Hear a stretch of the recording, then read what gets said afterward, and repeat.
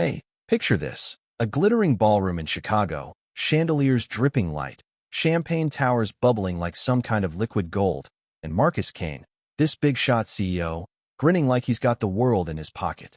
Except his $20 billion deal's falling apart, and he doesn't even know it yet. His investors are already whispering about his replacement, their smiles sharp as knives.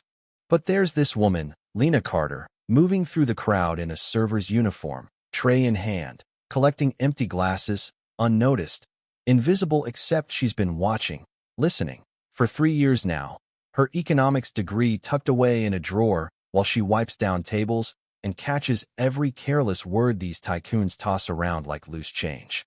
Tonight, as Marcus's rival, Julian Drake, circles like a shark smelling blood, Lena's about to show everyone that the quietest person in the room can bring the whole house down.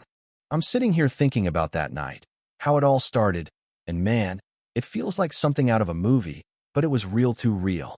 Lena, she wasn't just serving drinks. She was piecing together a puzzle nobody else could see. She'd heard the whispers at that gala. The way Marcus's deal with some European tech firm was built on sand-shaky contracts, a supplier called Nextech that was hiding safety violations, ready to tank the whole thing. She'd been at Marcus's downtown penthouse for years, cleaning up after his parties, seeing the cracks in his empire, the rare painting that disappeared from the hall, the layoffs he called efficiency, the way his laugh got louder when he was nervous. Nobody paid attention to Lena, but she paid attention to everything. Every late-night call Marcus took in his study, every spreadsheet left open on a desk. That night, when she found a folder full of deal terms, stamped confidential, her heart raced. She saw the trapdoors, the clauses that'd sink Marcus if he didn't act fast. Then it happened. Marcus caught her flipping through that folder, water spilling across his fancy shoes as she tried to clean up a mess. "You're Lena, right?" he said, squinting like he was seeing her for the first time. "What were you before this?" She froze, then admitted, "I studied economics at Northwestern till life got in the way." His eyebrows shot up. "And now you're here, mopping my floors." She shrugged, voice quiet but steady. "Sometimes you gotta play the hand you're dealt." Something clicked in Marcus's eyes, maybe desperation, maybe respect. "And," he said, "show me what you know." So she did, sketching out the deal's flaws on a napkin, pointing out how Julian was setting him up, how Nextech's certification was days from being revoked. Marcus leaned in, stunned. "You're telling me my whole board missed this, but you didn't?" Lena smirked, "Just a little. They're too busy looking at PowerPoints. I'm looking at the truth." From there, it was like a chess game in overdrive. Marcus brought Lena into his war room, her in a borrowed blazer, him in a suit that cost more than her rent. They worked through the night, Lena laying out Julian's plan. He'd known about Nextech's issues for months, timed his takeover to swoop in when Marcus crashed. "We don't need proof," Lena said, her voice sharp. "We just need doubt." She'd been tipping off a journalist, Anna Klein, about Nextech's shady practices, planting seeds to unravel Julian's deal. But Julian was slick in TV. He was all charm, calling Marcus a has-been, and Lena a nobody who'd never belong in their world. That stung, but Lena didn't flinch. She prepped Marcus for a live CNBC showdown, feeding him lines to bait Julian. When the cameras rolled, Julian took the bait, bragging about his ironclad supply chain, name-dropping Nextech. Lena leaned forward, cool as ice, and dropped the bomb. Transaction B, 392, funneled through a shell in Dublin to hide Nextech's violations. "Want me to keep going?" The studio went dead silent. Julian's smile cracked, and you could almost hear his empire crumbling. But the backlash hit hard. Social media lit up with memes, Lena's face on a mop, cruel jokes about the waitress who played CEO.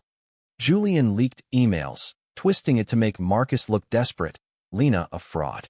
Reporters swarmed her tiny apartment in Englewood, hounding her kid sister, Maya, digging up old eviction notices from when their mom was sick. Lena wanted to disappear, to take the $300,000 a board member offered to sign an NDA and vanish. But then Marcus texted her, "Don't quit on me, Lena. You're the only one who ever told me the truth." Something in that is raw, honest plea kept her in the fight. The final showdown was in Marcus's boardroom, the air thick with tension. The board wanted Marcus out, calling Lena a publicity stunt. But she walked in, her old notebook in hand, and turned the tables.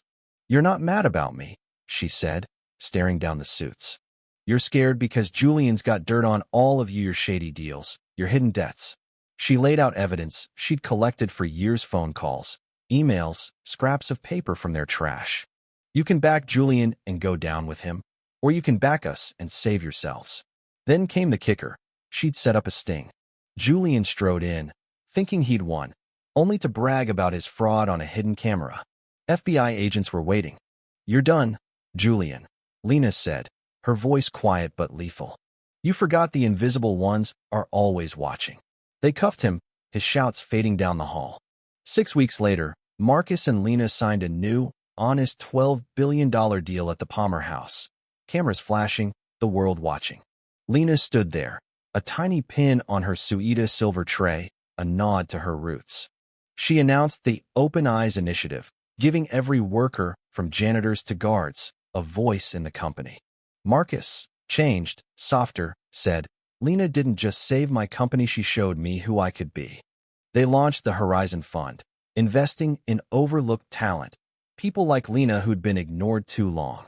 Her sister, Maya, got a scholarship to Northwestern, and Lena's phone buzzed with messages from workers across the city.